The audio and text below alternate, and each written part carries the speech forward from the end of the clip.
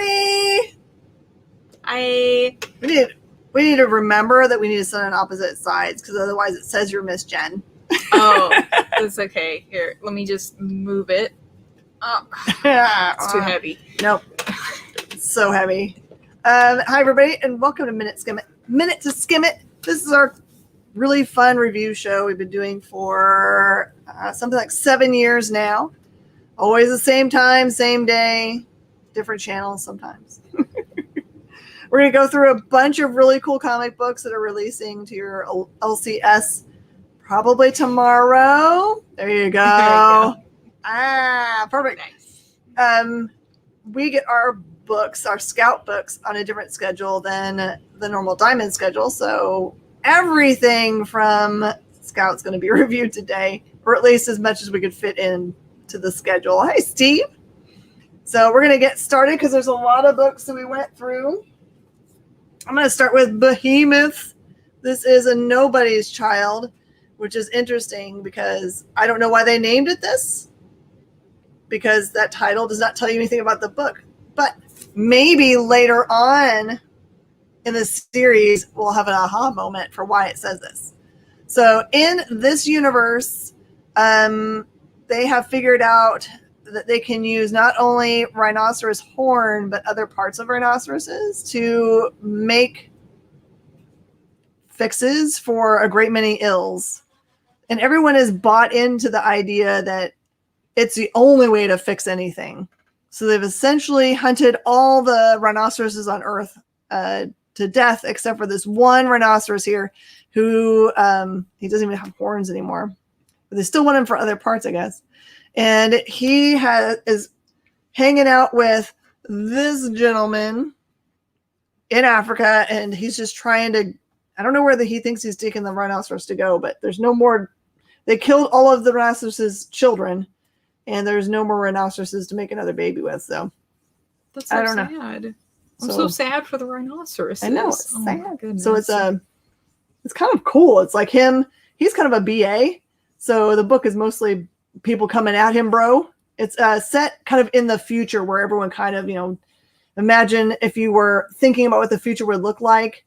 If you've ever watched a 90s or 80s or 90s movie that thought it knew what the future looked like and everyone was like punk rock or whatever, that's kind of what they're looking for. Like everyone's a punker in the future and carries guns, I guess. But this one's really, it's kind of neat because I don't know how in the world the rhinoceros would know not to be violent to this fellow or that he's protecting him. He's not really, he's smarter than a dumb animal, but not that much smarter than a dumb animal. But I'm interested to see how important that rhinoceros really is for him being alive. If they could figure out a way to reproduce him or get, all of humanity to realize they don't have to hunt that one species to death. Yeah, maybe cloning maybe. Sure. Anything would be better than what are they going to do when they capture the one? Yeah.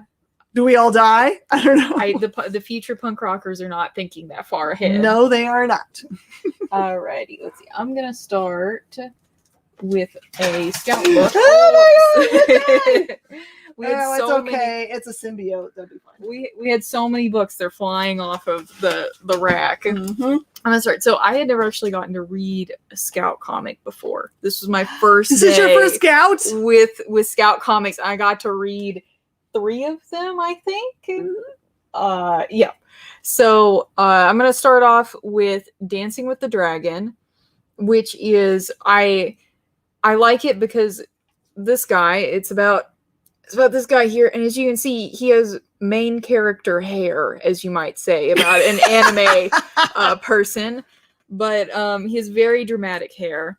And so basically him, and it's one of those where it starts off, you see his little swoops he's got? But so it's one of those where it drops you in the middle of the action and then does a 6 months earlier and kind of flips back and forth of how he's in this situation, how did he get into the situation?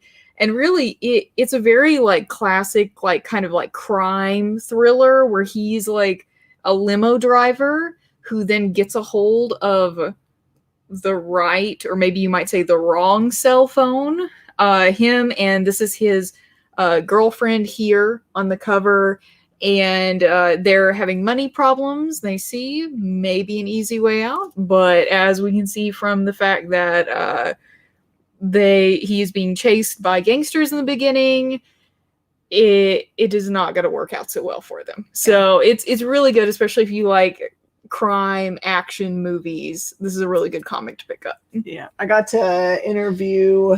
Who did I interview on that team?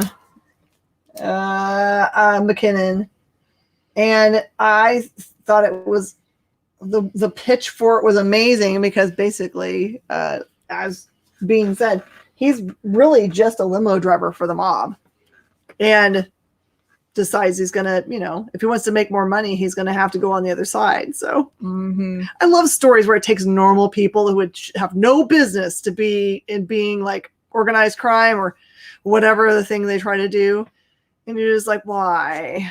This is never going to end well. Someone's going to get hurt. Yeah, that's that book. Oh no. Yeah.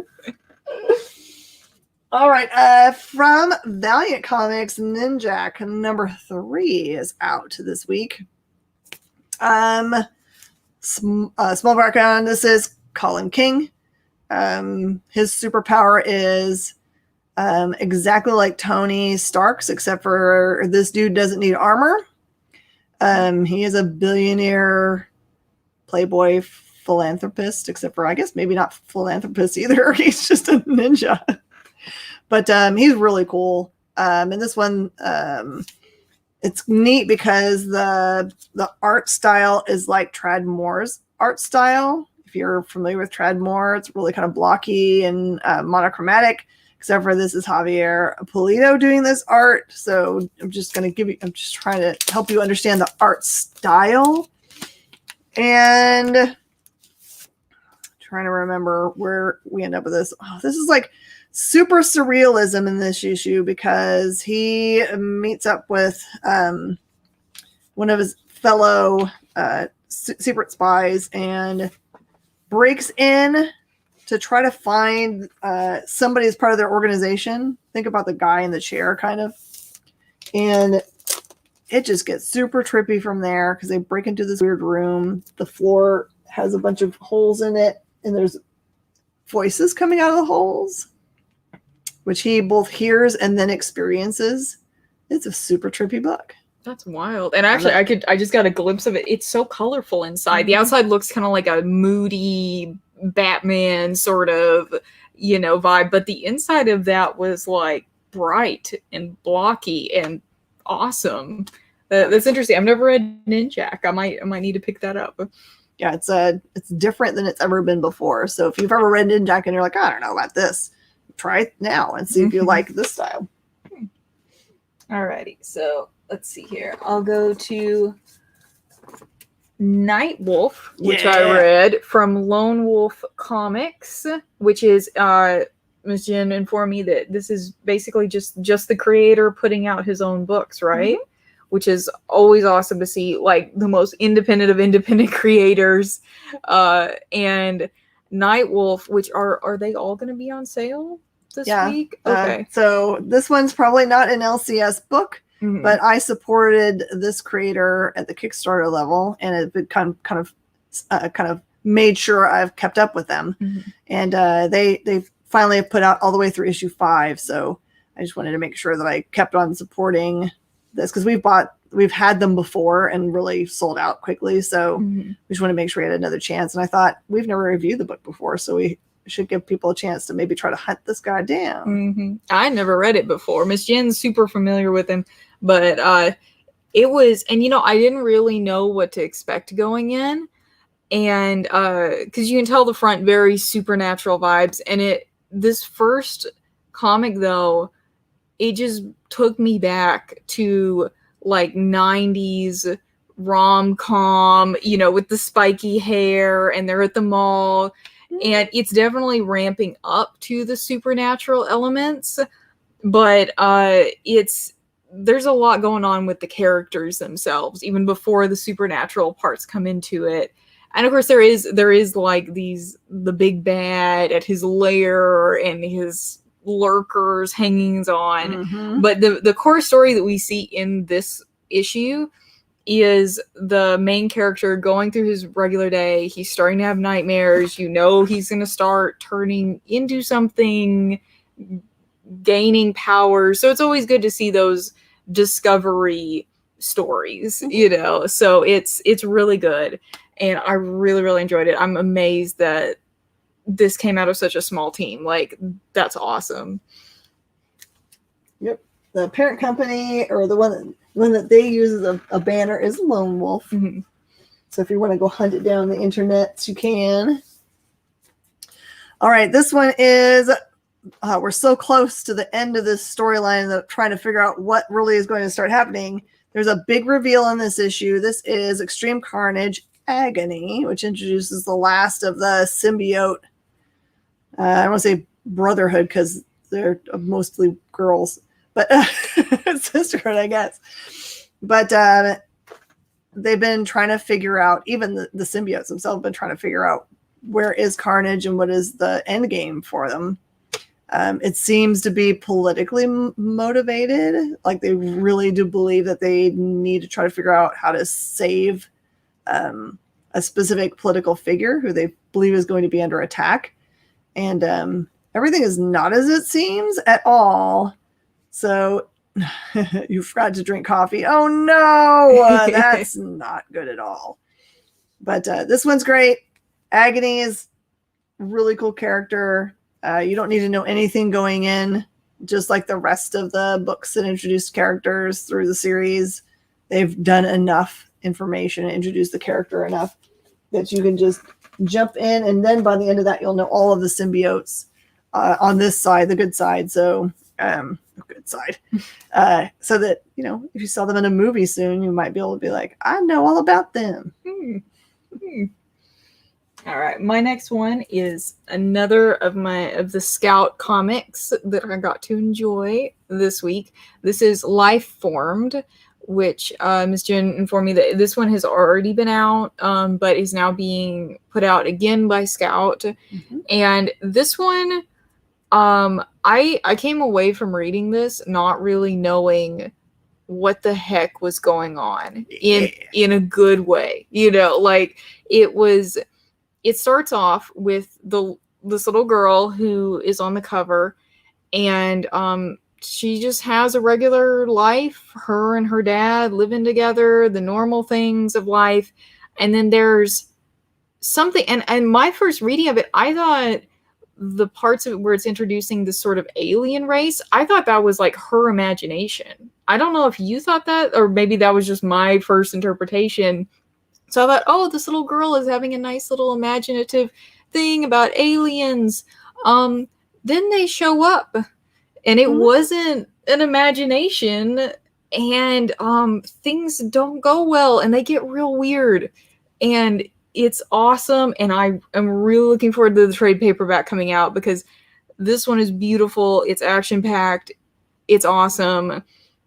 And I don't know where it's going as a story. Like, I want to know where these characters go. It's just one of those that it's going to be in the back of my mind for a long time. And so this is Life Formed. I don't know if I ever said the title of the book because I was so excited to talk about it, but I think Kyle got it up there for you. Yeah, perfect. So Matt Mayer Lowry and Cassie Anderson do this book.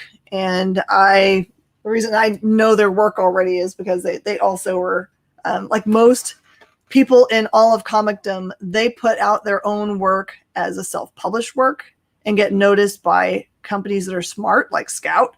And then they make a new print so that it can get to a wider audience. Because you can actually find Life Formed Volume 1 and Volume 2, I think, out there somewhere in trade paperback form. And that's what you're going to get with this. It'll be a really nice, gorgeous printed one.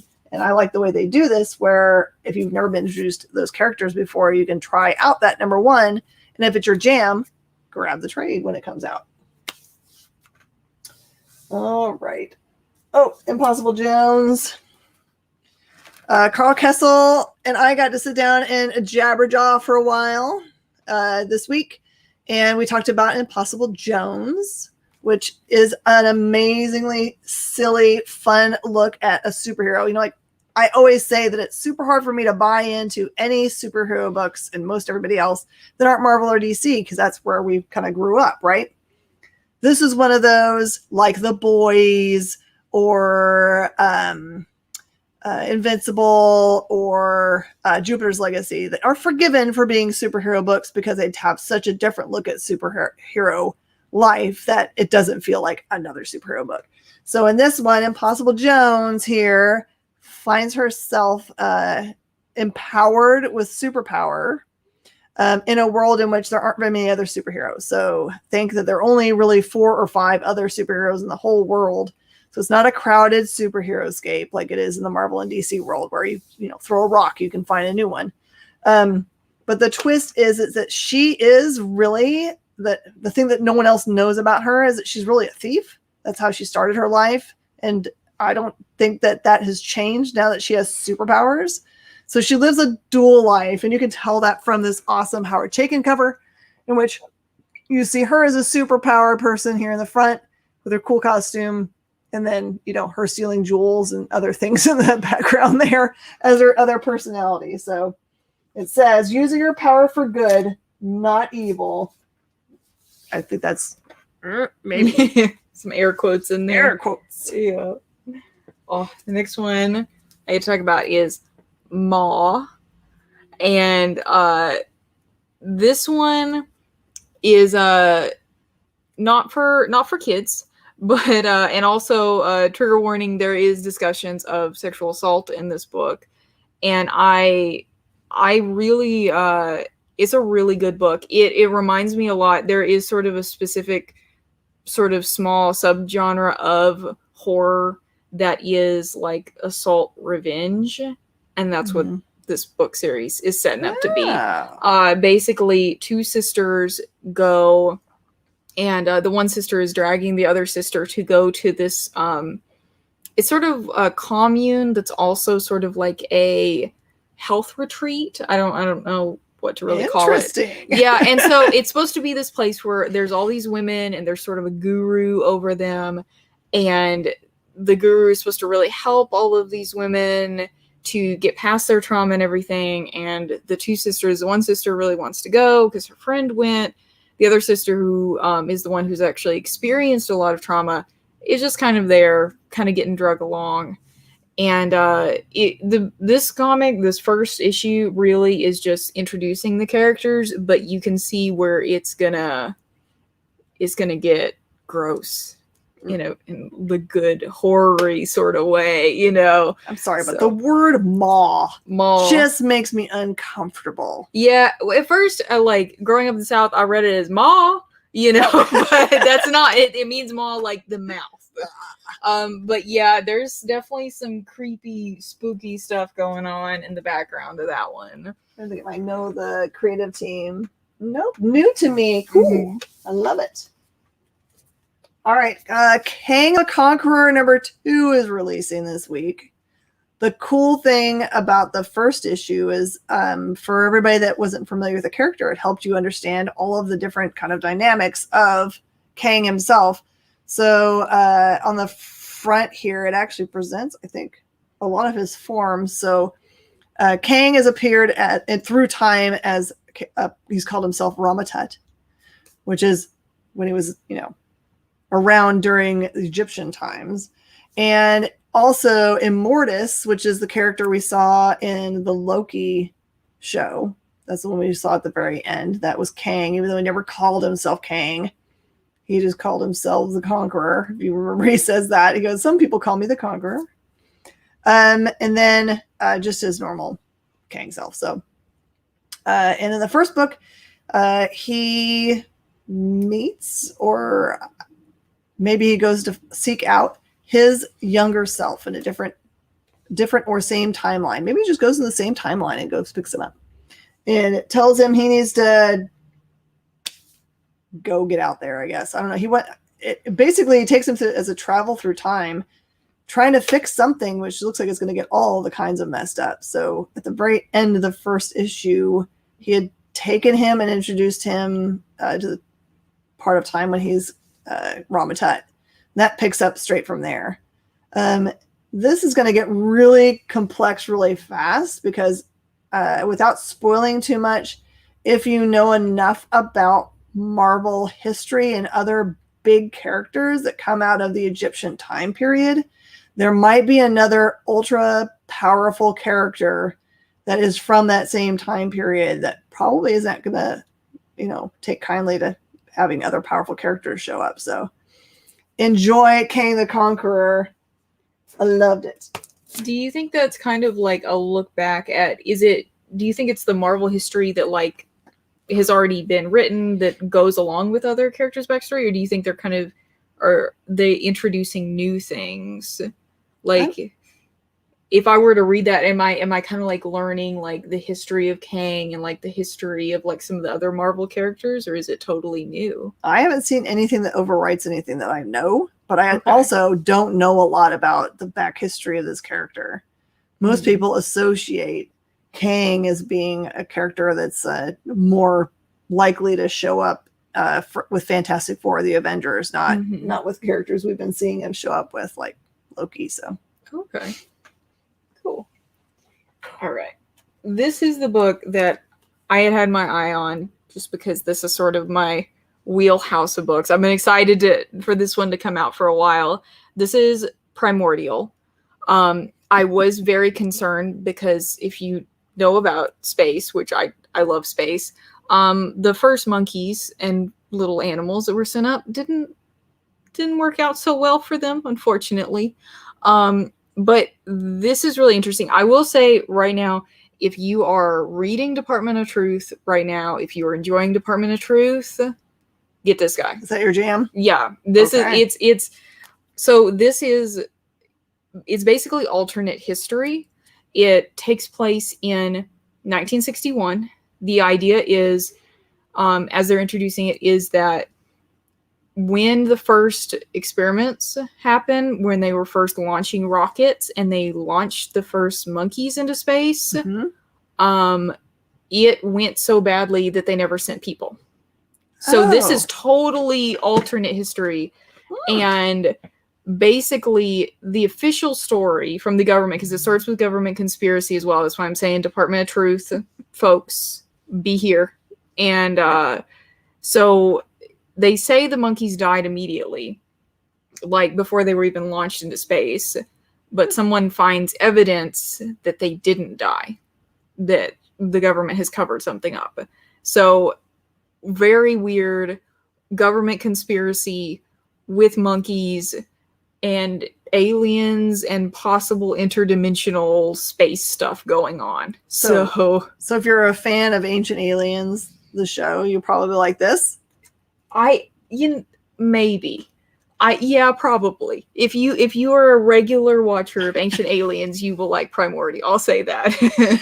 What does this say? Primate Space Army?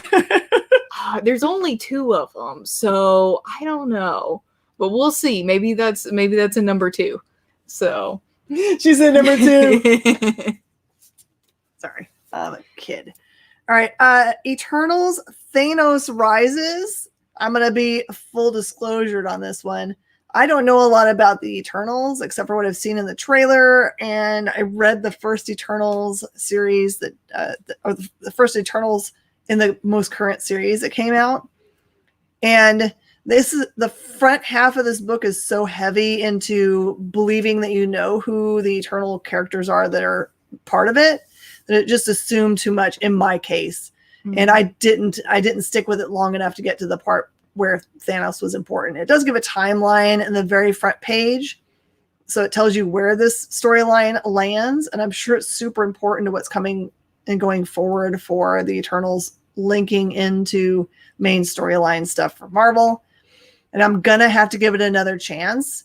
It just I will fully disclose I have been exhausted recently, and I don't have my mental acuity is down, I will say. Just one too many hours awake. So don't give up on it. If you like Thanos and you like the Eternals, or you want to learn something about them, you certainly will learn a lot. I will just tell you for sure that I did not make it through it just because I got to the point where I was like, I still don't remember the first person's name they taught me. And this is the 10th person they're introducing to me, and it's just too much today. When you need to get out the yarn and the thumbtacks and start working on the stringing Yes! things together, That would help. that's it. If you're one of those people that like to, like, you know, make a schematic or a decision tree or whatever, this is your book, man. All right, next up, I have Vampaverse #1, which was pretty wild. It was so in this one, you are introduced. The very first thing that happens is Vampirella is on her last leg. She is questioning what was even her purpose, and I'm not super familiar with the Vampirella lore. I'm not sure if this is picking up where another story left off, but it very quickly pivots into what the Vampaverse is going to be about. So she basically is at the end. She's like about to die, and she's like, what was my purpose in this world? And at that point, this figure called the Artist comes in and says, there's a Vampirella in every world. They connect all of the threads, and that has been your purpose in this world, is to be the Vampirella. And that sets up the idea of what is happening moving forward, which is that Vampirellas are being killed off by a mysterious giant sort of robot entity that is coming in and killing them off. And it has to do with this robot is moving through all of the different universes, trying to kill all of the Vampirellas. And it looks like it's going to focus on this one specific Vampirella who is going to kind of like step up and try to be the one to stop them. And it is revealed a little there. It's a little more than just a big bad coming after all of our dear Vampirellas in the world. Ooh. So it's definitely going to be very, very interesting. Now, the cool thing is that as you travel through the different dimensions or whatever we're seeing them in, you get to see whole new forms of Vampirella. Yes. So these are going to be a bunch of first appearances, and I think there's 10 or so covers, and all of them have a different Vampirella on them. So you can kind of pick the one that you love the most. I mean, a lot of people don't like so many variety variant covers for things, but in this case, specifically for this book, this seems like a well-used space for multiple covers when you've got multiple versions of a character being introduced and you want to have cool cover art for all of them. They're gorgeous. I love it. Okay. Oh, I already had someone come in today and want to buy one of these off of me. And I was like, I'm sorry, that doesn't release until tomorrow. This one is part of the War of the Bounty Hunters, Bosch. Or Bosch. I don't know, Boosh. It's not Boosh. But this one is interesting. I haven't read any other storyline that has this character as a main character or a side character in which it talks about their back history at all. So I don't know if this introduces a back history we've never had before. But it appears that you can see all of these other similarly dressed ruffians with them. This robot, like here, there. I like this guy. I like his face. That's how I feel some days. It just need a cool gray mask. Yeah. So it appears that all of these people have been exiled from their own planet. I don't know if they're people or not, because we never ever get to see their faces. There's one whole segment of this book where they're having dinner together, and they never show them above their neck, which is super creative art storytelling. Man. So, yeah.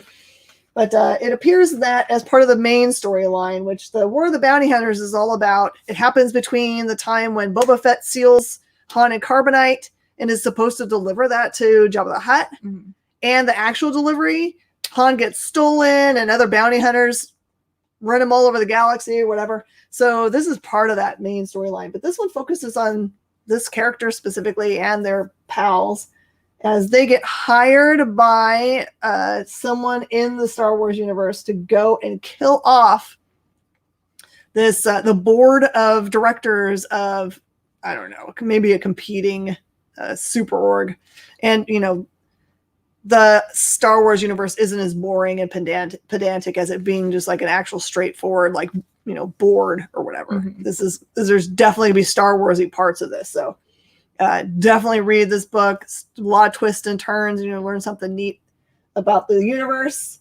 And I don't believe this is a single shot, because if it is, it is the single shot, but it continues next in the Dr. Aphra that's after it. So whenever the next Doc Aphra is, if you want to know what happens next, you have to read the Doc Aphra that is in the next couple of weeks when it comes out.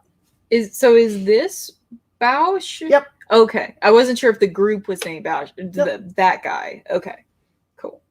And we don't know if it's a guy, honestly. That individual.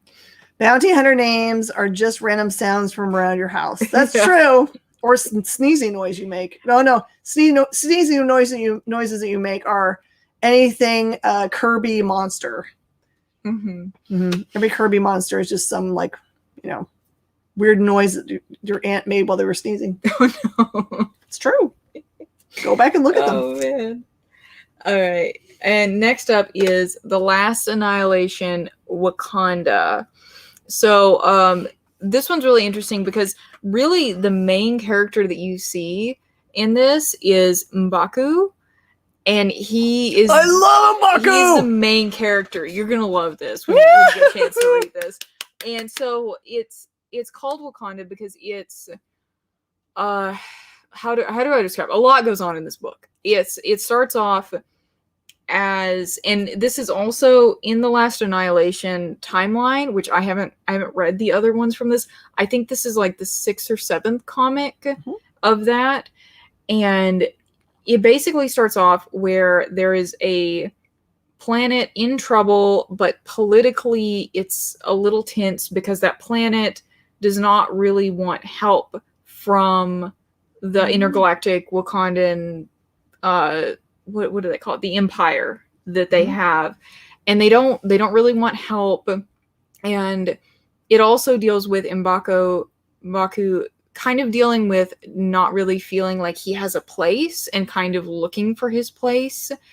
And I think one thing I really like about this is that, without going into too much detail, there's a huge, awesome fight scenes, space battles, lots of action. Also, it's gorgeously drawn. I mean, all of these like action scenes where there's like lasers and people flying and punching, like it's just like peak like Marvel chaos battle.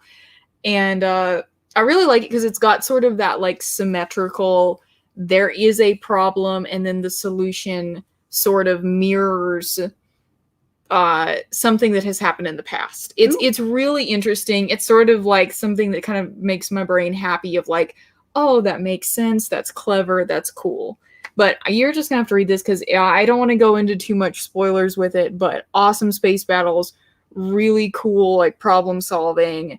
M'Baku kind of stepping forward to take a more like prominent role in Wakandan society.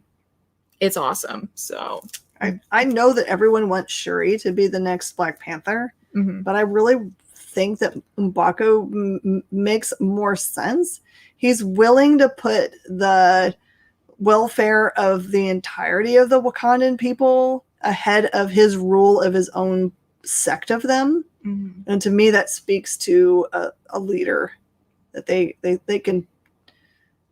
can definitely go help another leader out in their need for the betterment of their entire society. Yeah, they're not seeking power. No, plus he looks really good in fur. He's not in fur very much in this one because he's in space, so it's not very practical. But someone needs to make fur spacesuits stat. Yeah, his spacesuit mask is definitely very interesting, and I really liked it. It not practical, but very cool looking. All right, I've been looking forward to this for so long. Do you guys remember back in the day when you'd be waiting by the mailbox for them to have folded in there neatly the new, what was it called? Highlights. The highlights where it would be like, search and then find what's different in this picture stuff. And there'd be little stories in there, and the back would be like the picture segment where people, like drew pictures or sent pictures of their pets in. It was all kids. It was about kids, for kids, all that stuff. That's this book. There's a replacement. Oh, that's awesome. So this has been a joint venture between Scout and their creative teams, specifically Richard Rivera, who you know from his awesome creation, Stouty Bunny. He is the head editor and producer of this series. Special help from Andrea Molinari, who you know from the awesome series The Shepherd, which it's up there at the top. Yeah. I was like, where did it go? But it features in here samples of stories that are currently running from all the Scoot titles, including ones you haven't seen yet, like Bandits, which is about this adorable doggy, which I'm sorry, I'm showing the inside, but I'm sure that the release date is all kinds of wonky on Scout stuff. So, and Super Cats. And plus I know some people, they can come after me, I guess. And Misfits Clubhouse. Yuck. So they hate Aspergus. Oh my goodness. They all look like Saturday morning cartoons. Soulstream, which has already been released by Seda Wolf, who is herself a very young person and has made her whole thing. And then Adventures of Byron, you've seen those. There's been at least 2 or 3 of those. It's so funny. It says The Adventures of Byron Shorts, and it says, who's this guy making a comic about your pants? But that's awesome. And also Cat Dad and Supermom, which you've already seen from them. The Adventures of Carmen Courageous, which feels like Carmen Sandiego, but investigating kind of stuff. I'm going to show you this Senji and Tembo stuff. There's Senji and Tembo. Yeah. So there's a bunch of really awesome stuff in here. And then it has, in between the stories, it has things like search and finds. And at the end of the book, it has a whole bunch of color pages. And so I'm just telling you, even as an adult, I would love this. Like, which one's different? I'm totally going to buy one of these and just like do it. So I guess you're going to have to buy one to color in and one to like collect if you collect things. But, and then it has a puzzle solution thing in the back. I'm not going to show you because I don't want you to have the solutions. Mm-hmm. So it's a bunch. Just imagine like 10 comic books thrown together with actual activities inside. It's a high gloss cover. So it's meant to take some beating and go on, you know, vacation with you and work on it while you're sitting in the sand. That's awesome. Frontiers. We love it, Richard. It's awesome.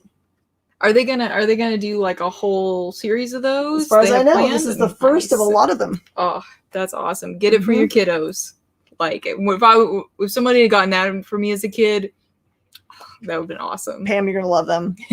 So much fun, and even the interior paper is like that good thick paper. The good paper. Mm-hmm. They spent the money for you. Yeah. All right. Next up, I am Batman #1.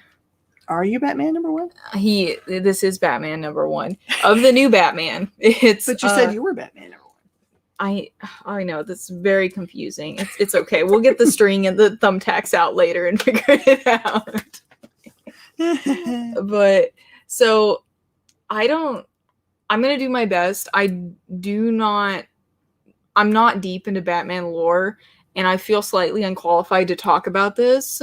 Because this is huge. Because this is the new Batman. From my reading of it, this is the new Batman.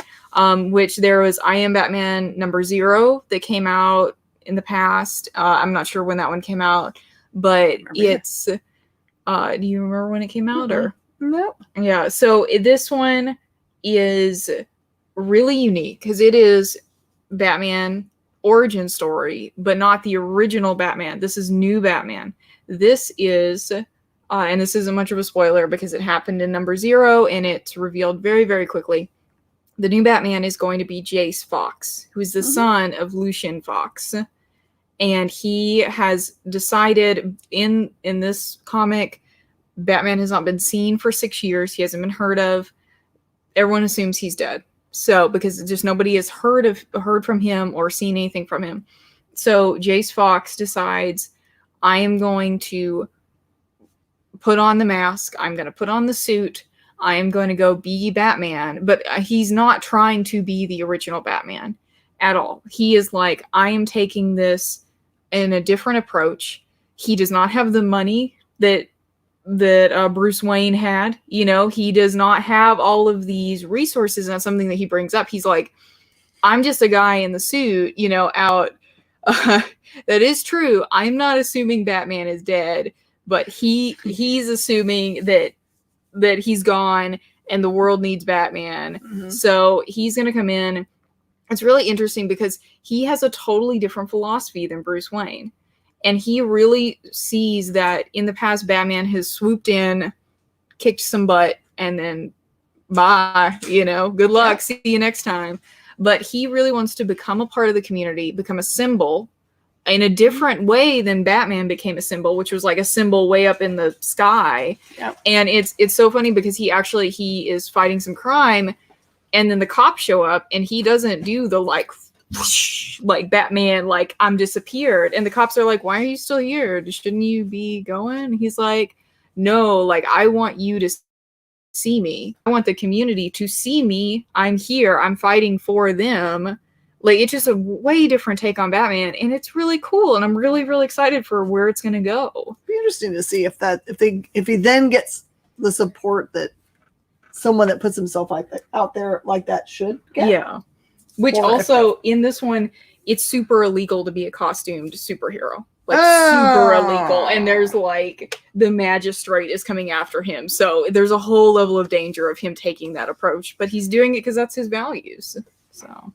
All right. X-Men Trial of Magneto #2 continues the epic kind of like run to the end of the Hickman storyline in which Magneto's been all but accused of killing my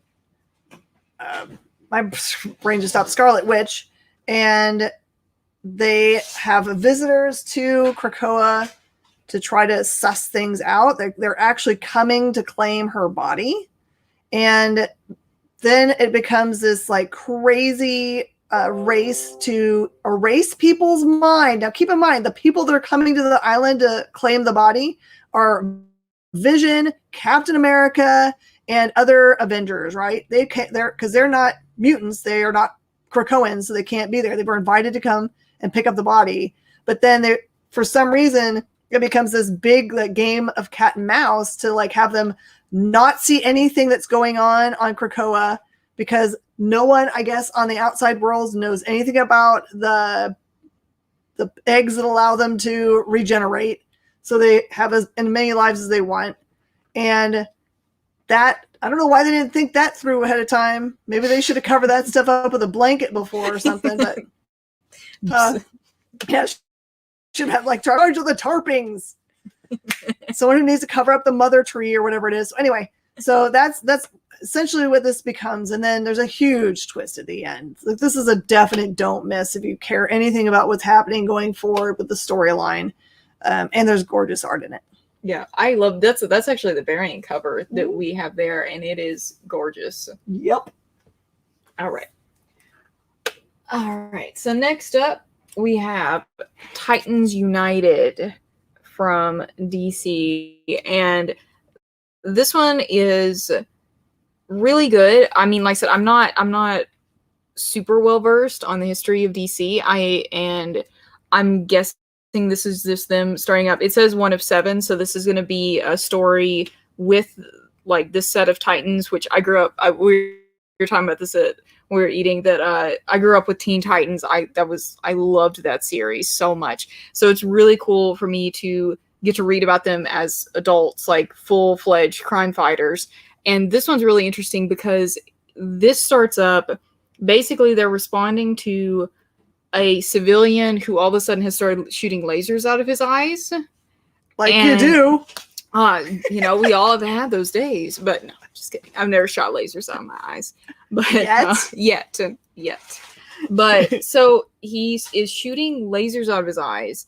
And as they start trying to figure out a way to kind of subdue him, and of course it's not his fault. Like, he's not purposefully doing it.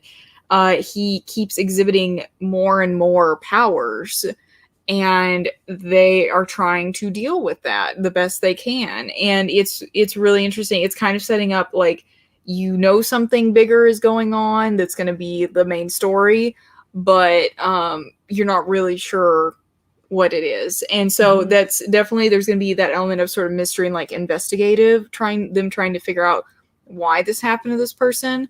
But it's also kind of exploring the relationships between the different Titans. And it's just it's really good. I really enjoyed it.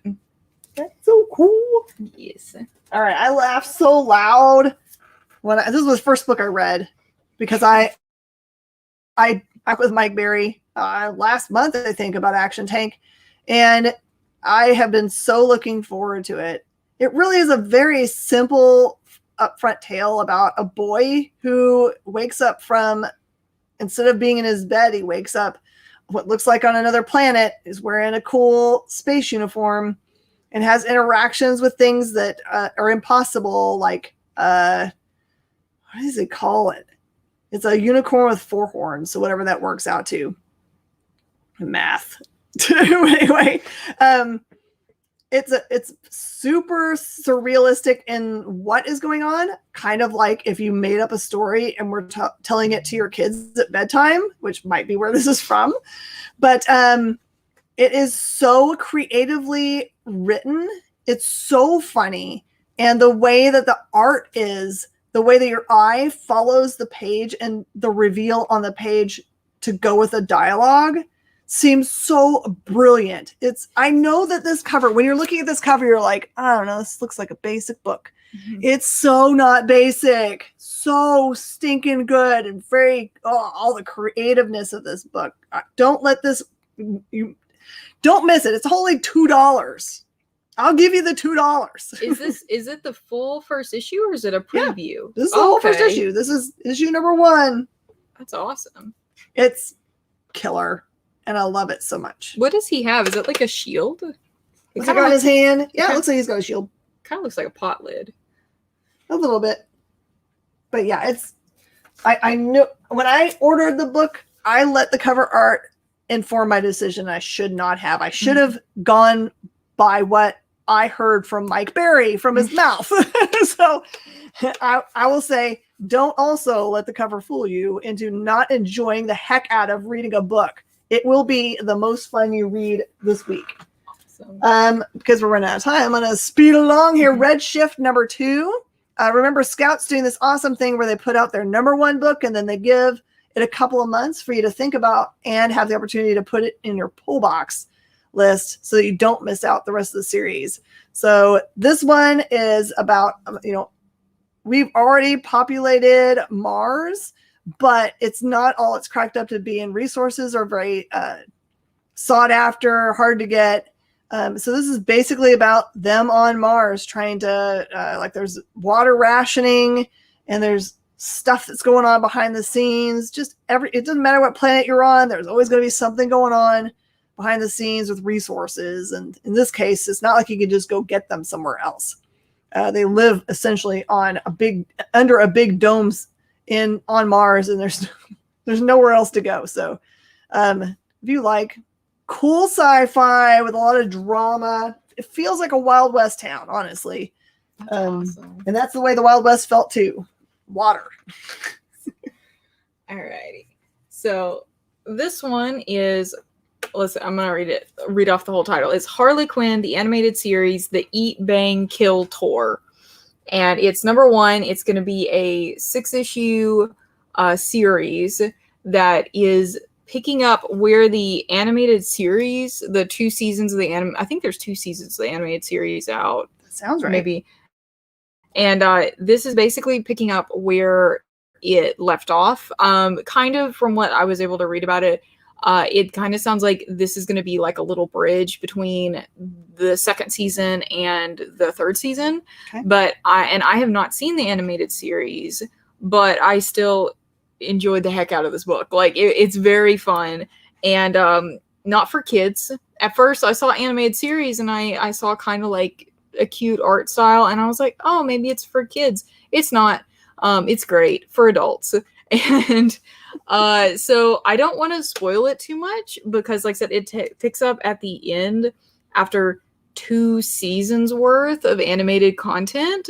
But I will say that it's going to be a lot of fun. If you really like seeing Harley Quinn and Ivy together, they're awesome. And Commissioner Gordon being like the most unhinged version of himself. It's very over the top. I never think about him being unhinged. Yeah, and he is. You would read this and be like, wow, you know, I mean, he's a lot of neck bulging, you know, anger. But sure they didn't get him confused with J. Jonah Jameson when they were writing him. Yeah, I think there might have been some inspirational crossover, but it's really good. It's definitely going to be like a very fun. There's definitely a lot of plot. Like they're running from Commissioner Gordon and from all these other folks. And I really liked it. Had surprising emotional depth for something that comes from an animated series. It made me really want to go watch that. But it's going to be a lot of fun. Like I said, it's just six episodes, you know, or 6 issues that are coming out, and that storyline will continue on the animated series. Perfect. Stake number 6 finishes up the entire series for Stake. Remember that the main character has a cool companion, I guess you would call her, that she's been running around with and going to try and hunt down very specific characters. She's been doing a good job of doing it. In this one, she actually has to fly to, looks like she goes to Italy. She's in Venice on this cover, but I don't know. I don't know if that's the actual town she goes to. But anyway, what's neat about this is that this one finishes up one arc of the series and then sets up the next one, which focuses on the character Jess, who is her companion. So I just will tell you that not everything is as it seems when you go hunt vampires. Things happen. And then A Broken Souls Ballad. I was wrong about what my hypothesis was about what's going on here. Remember, you've got these kids that are the main characters, and they actually, all the ones that we're following have got kind of tragic backstories. The main character here, he comes from an abusive home, and each of the kids have got these weird things that come bubbling out of their skin and then talk to them. Think kind of like you see in the Venom movies where Venom comes out and has a whole conversation.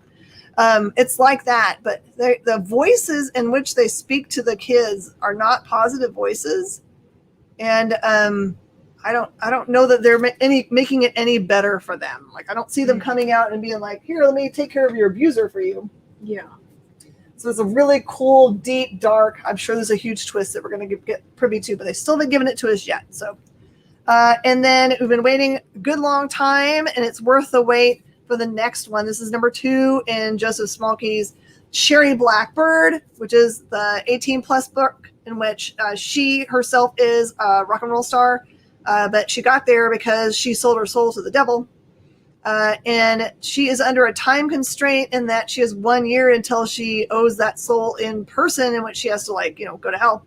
But the devil makes a deal with her, a second side deal that says if she goes and kills specific people or whatever creatures that she said that he wants her to go kill, then she shall be forgiven her soul debt and get to live on as a rock and roll star. And everybody knows you can't trust the devil in anything that he says. So that puts us at Shepherd in our last couple of minutes. All right. This is Molinari doing the second series part of the Shepherd storyline. In the first story arc, it is about a father whose son appears to have accidentally or unpurposely overdosed at a party.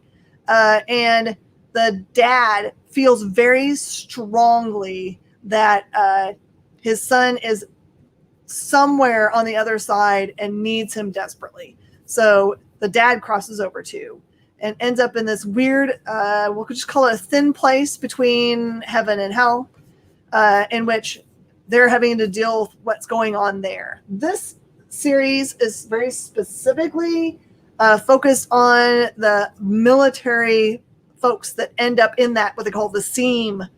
And they're basically living out their days at war during this whole issue, in which there's kind of the father and son are still having discussions while they're fighting, but they've just been kind of dumped into the bodies of these soldiers and are kind of living out this I don't know. It seems like a purgatory kind of existence for this side of the book. Did you get anything else out of it?